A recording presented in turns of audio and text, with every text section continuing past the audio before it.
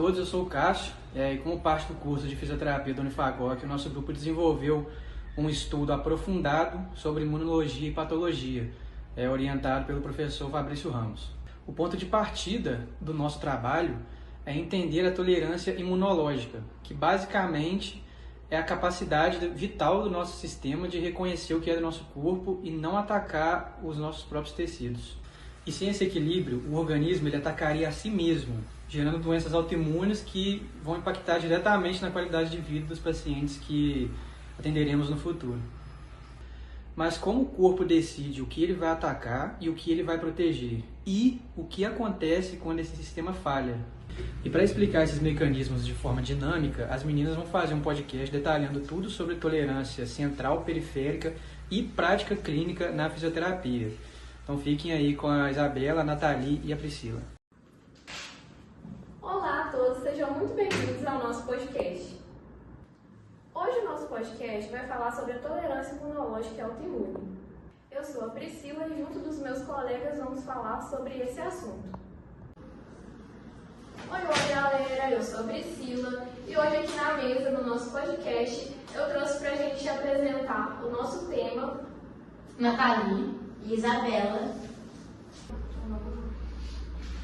Gente, então depois dessa apresentação maravilhosa das nossas meninas, vamos começar falando do nosso tema. O que a gente precisa entender sobre a tolerância? Não é apenas não responder, é um processo ativo, o estado de falta de responsividade específicas a antígenos próprios. Se considerarmos o que é o nosso repertório de linfócitos, é gerado de forma aleatória. É estaticamente certo que criamos células capazes de atacar a tolerância. Se considerarmos que o nosso repertório de linfócitos é gerado de forma aleatória, é estaticamente certo que criaremos células capazes de nos atacar. A tolerância é, portanto, o nosso seguro de vida biológico. É importante ressaltar, Priscila, que quando esse seguro falha, o custo é altíssimo. As doenças autoimunes afetam cerca de 5 a 8% da população mundial e muitas das vezes danos crônicos e debilitantes. Exatamente, Isabela. E essa falha é o que chamamos de quebra de autotolerância. Para entendermos o erro, precisamos primeiro entender o acerto. E o acerto começa na escola das células T. E tem a energia, que era um conceito fundamental para que a célula T seja ativa, ela precisa de 2 sinais. O reconhecimento do antígeno é um sinal 1. A estimulação, geralmente via molécula B7-1 ou a B7-2, nas células dendríticas, ligando-se a CD28. Na periferia das células saudáveis não expressam esses coestímulos. São os linfócitos T, autoreativo, que recebe o sinal 1, mas não o sinal 2. E isso coloca em um estado de alergia ou um sono profundo. E além disso, ele pode começar a expressar receptores inibitórios, como CLT, CLTA4 ou PD1, que bloqueiam ativamente qualquer tentativa de ativação. Entendi. Ótimo. Isabela, acrescentando também o seu tema, eu vou falar um pouquinho também sobre a supressão pelas TREGs. Aqui, as células que a Natália mencionou entram em ação, que é as TREGs, como pacificadoras. Elas secretam citocinas imunossupressoras, como o IL-10 e o TGF-beta, que inibem a capacidade das células apresentadoras de antígenos ativar outros linfócitos. E elas também podem roubar a IL-2 do ambiente, fazendo que isso seja impedido, que as células vizinhas se proliferem ali na parte da célula. E também tem a agressão, que também pode ser chamada de apoptose. Se o estímulo for persistente e sem coestimulação, a célula T pode ativar a via intrínseca, da apoptose. Sim. Ou a via dos receptores da morte, sendo eliminada definitivamente. Entendi. Isabela, você mencionou que o CTLA4 ele é interessante notar que tem uma afinidade muito maior pelas moléculas B7 do que pelo CD28. Né? O que significa? Significa que ele consegue competir e vencer a sinalização positiva? É isso mesmo? Exatamente, Nathalie. É um mecanismo de freio molecular de altíssima precisão. Mas enquanto o linfócito B, eles também têm um mecanismo de proteção da medula óssea? Isso mesmo, Isabel. Então, os linfócitos B possuem uma jornada similar, mas com uma ferramenta exclusiva muito interessante, na verdade. Na medula óssea, se um linfócito imaturo reconhecer um autoantígeno, ele tem uma segunda chance através da edição do receptor. Nesse processo, Priscila e Isabela, a célula B reativa os genes RAG1 e RAG2, que são genes de recombinação, né, para tentar trocar a sua cadeia leve de imunoglobina. É como se ela tentasse trocar a fechadura para que a chave do antigo antígeno não sirva mais. E se a edição falhar, aí sim ocorre a deleção por apoptose. Nathalie, uma pergunta. E se ela passar pela medula e chegar no sangue? Então, Priscila, na periferia, o controle é focado na exclusão. Se uma célula B reconhece um antígeno próprio, sem o auxílio de um linfócito T auxiliar, que deveria ter sido deletado pelos processos que a Isabela explicou, né, ela entra em alergia. Além disso, essas células são impedidas de entrar nos fólicos linfóides, né? E como elas ficam fora do folículo, elas perdem o acesso a fatores de sobrevivência vitais, por exemplo, como a citocina BAFF. Sem a BAFF, essas células B autorreativas morrem por negligência.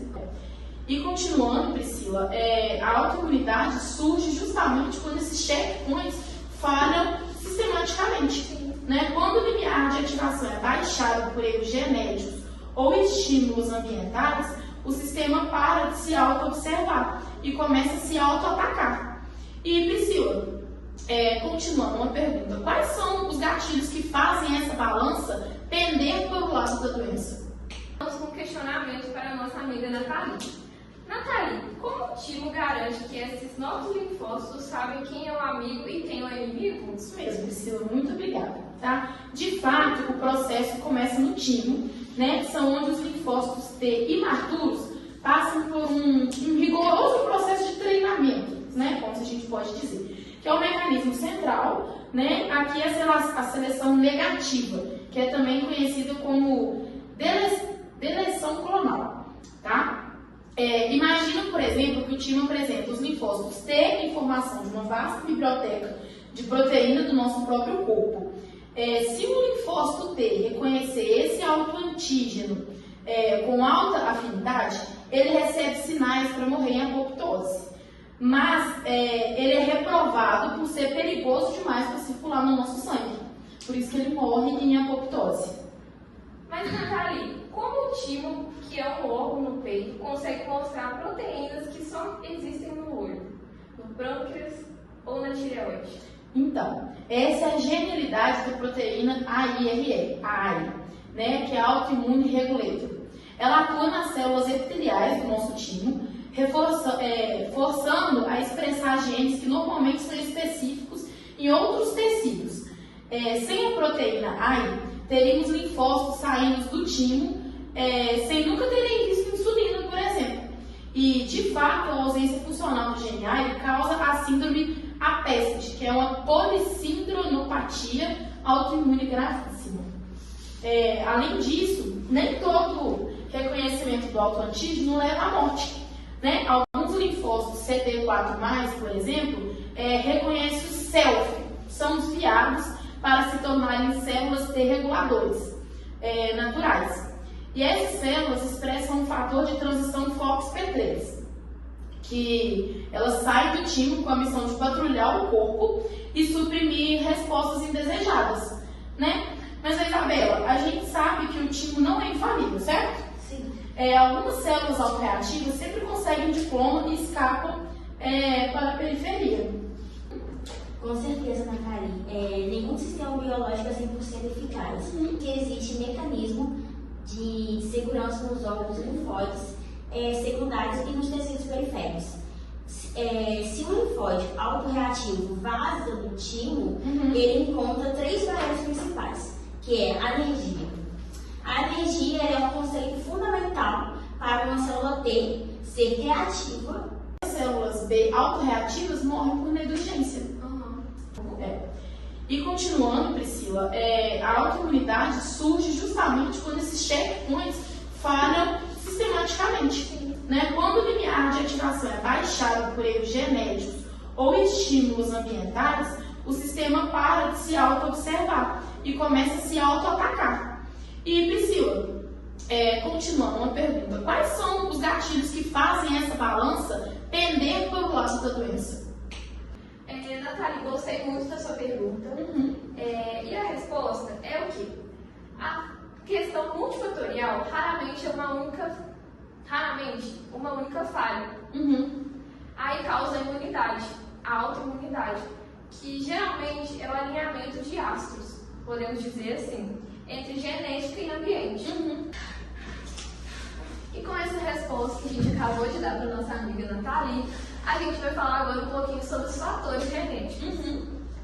Os genes de maior peso são o MHC, especificamente o complexo HLA, em humanos.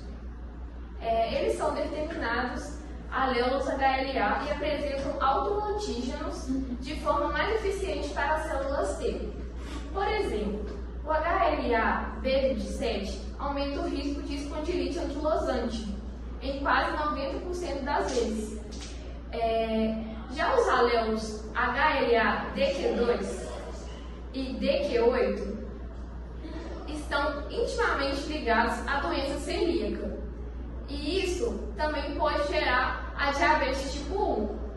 Além do MHC, mutações nos genes PTPN22, que codifica a tirosina fosfatase, podem diminuir o limiar de sinalização do receptor de células T, facilitando a ativação indevida. Agora a Isabela vai falar um pouquinho para a gente sobre os fatores ambientais e infecções.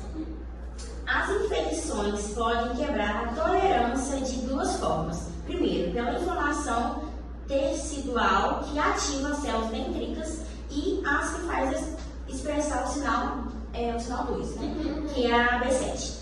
E como a Priscila mencionou, quebrando a energia, o segundo pelo mimetismo molecular, onde as proteínas de um vírus ou bactérias são quase idênticas às nossas. E levando o sistema a atacar os invasores e, por tabela, o nosso tecido. Entendi. Aí, só para poder complementar agora, né, quando o dano começa, ele segue os mecanismos de hipersensibilidade. No lúpus tipo 3, por exemplo, temos complexos imunes depositados nos vasos. Na anemia hemolítica tipo 2, anticorpos destroem as hemácias. E na esclerose múltipla tipo 4, são as células T que atacam a mielina. Né? E para finalizar, a tolerância é um dinamismo constante. Né? A gente entender ela é o primeiro passo para a gente poder desenvolver imunoterapias que possam reeducar o nosso sistema imunológico sem desarmá-lo totalmente. Né? Porque a gente entendendo o que cada um funciona, a gente consegue E galera, a gente está chegando no final do nosso podcast. Infelizmente, meninas, foi um prazer estar com vocês aqui, vocês falando sobre o nosso tema. É muito especial para a gente e para a nossa turma esse aprendizado que vai levar a gente para vários lugares, com certeza. E eu queria agradecer também ao nosso professor Fabrício e à nossa professora Franciele. Muito obrigada, Priscila, também, né, pela participação aqui nesse Imunotalk, né, nesse podcast, para a gente poder estar falando sobre esse assunto, entendendo como funciona cada célula do nosso organismo. Eu acredito que foi um assunto muito bem colocado, né, uma pauta muito boa que vai desenvolver muita coisa daqui para frente para nós. Sim, um aprendizado para a vida toda. Foi um prazer, meninas. Espero vocês aqui de novo pra gente falar de outros temas. E é isso, galera. A gente vai chegando no final. Até o próximo podcast. Beijinhos. Tchau, tchau.